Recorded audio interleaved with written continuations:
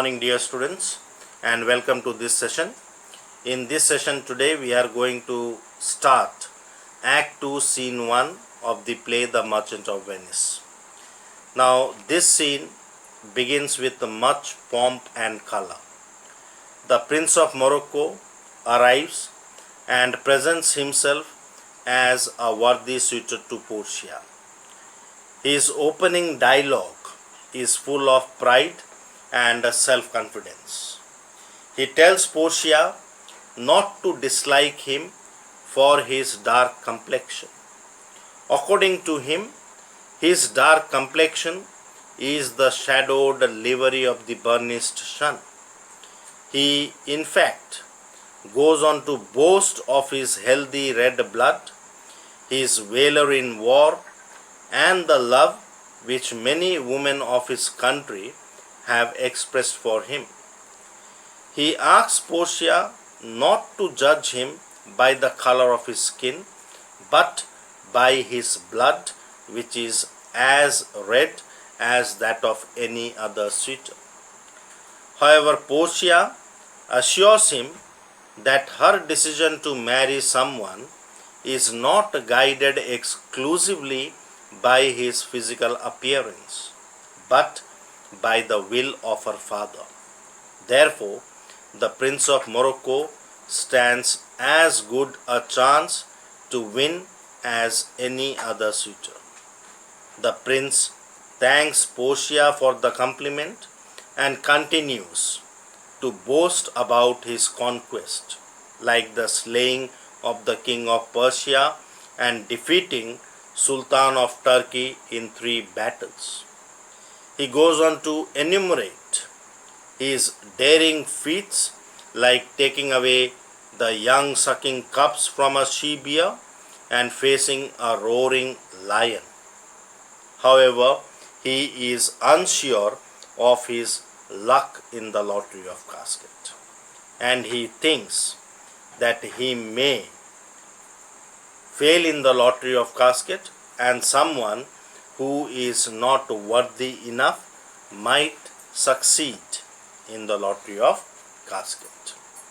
Therefore, this scene provides all the necessary information about the lottery of caskets and the condition attached to those who make the effort of choosing a casket.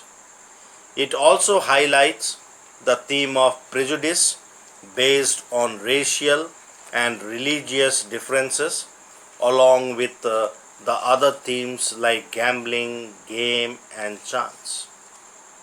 So let us begin with this scene. Now, this particular scene takes place in a room in Portia's house in Belmont, and as said before, the scene begins with a lot of pomp, both visual and verbal. So there is flourish of cornets. The Prince of Morocco enters on the stage and he is followed by his train of attendants. Portia, Nerissa, and the other attendants of Portia are also present in the room. Now, in fact, the first dialogue of Prince of Morocco is full of self-pride and self-confidence. Here, Prince of Morocco requests Portia not to dislike him for his dark complexion.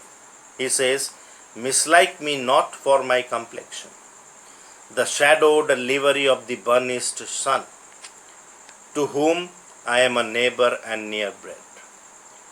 Bring me the fairest creature northward born, where Phoebus' fire scare thaws the ices, and let us make incision for your love, to prove whose blood is reddest, his or mine.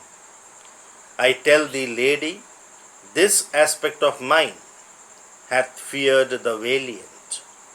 By my love, I swear, the best regarded virgins of our clime have loved it too. I would not change this hue except to steal your thoughts, my gentle queen.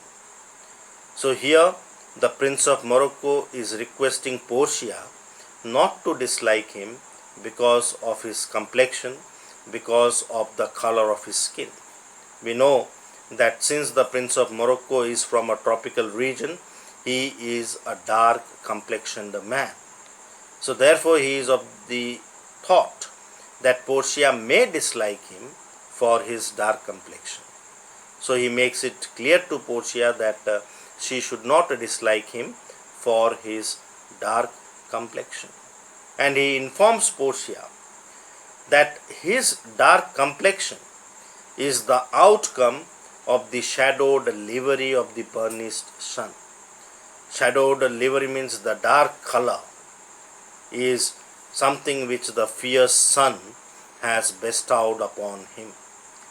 So his uniform dark complexion is because of the burning, bright and the scorching heat of the sun, to whom I am a neighbor and near bred.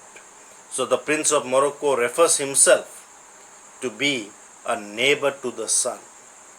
So actually all the hot countries which are near the equator, they are believed to be nearer to the sun. So since Prince of Morocco belongs to one such country, therefore he refers himself to be a neighbor to the sun.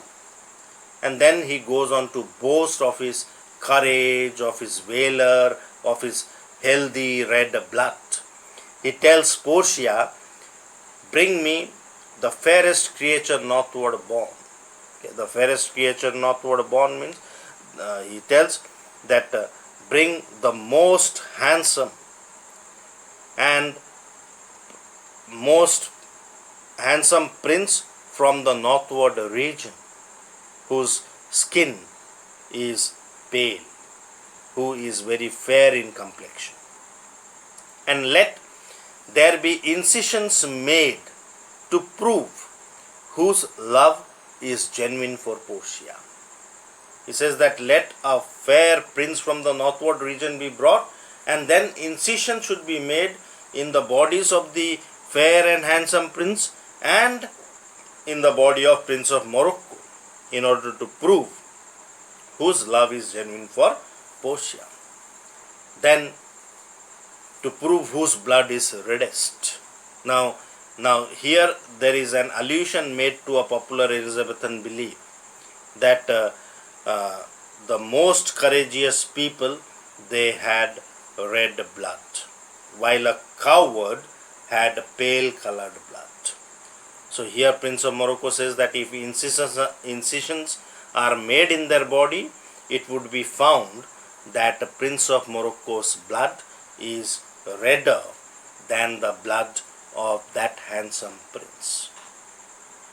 And he says that he tells Portia that it is because of his dark complexion that many brave men of this world have feared him. So many valiant, many courageous people are frightened of the Prince of Morocco because of his courage, because of his bravery. And even the best regarded maidens, the most beautiful maidens of his country, have expressed their love to Prince of Morocco because of his complexion.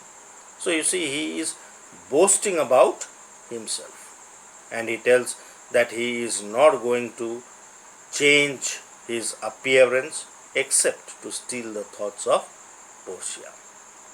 However, Portia assures Prince of Morocco that her decision to marry someone is not solely guided by physical appearance, because she is restrained by the will of her father. So she tells, in terms of choice, I am not solely led by nice direction of a maiden's eyes. So as regard the condition of choice is concerned, she is not entirely influenced by the attractive look of a person which pleases the eyes of a maiden. Besides, the lottery of my destiny bars me the right of voluntary choosing. So the fact that her fate depends upon the lottery of casket, and this lottery of casket, which has been devised by her father, forbids her from making a voluntary choice. So she is not given the freedom to choose what she wants, because her fate depends upon the lottery of casket. And she says that had her father not deprived her of free choice, okay, so had her father not bound her in his wisdom, then the Prince of Morocco stands as fair a chance as any other suitor who comes to participate in the lottery of casket. So she in fact indirectly tells Prince of Morocco that if Prince of Morocco wins in the lottery of casket, then she would become the wife of Prince of Morocco. But however, to win the hand of Portia in marriage, Prince of Morocco had to participate in the lottery of casket. So today we will do till here. In the next class we will be continuing with our discussion. So I hope it is clear to you. Thank you and stay blessed.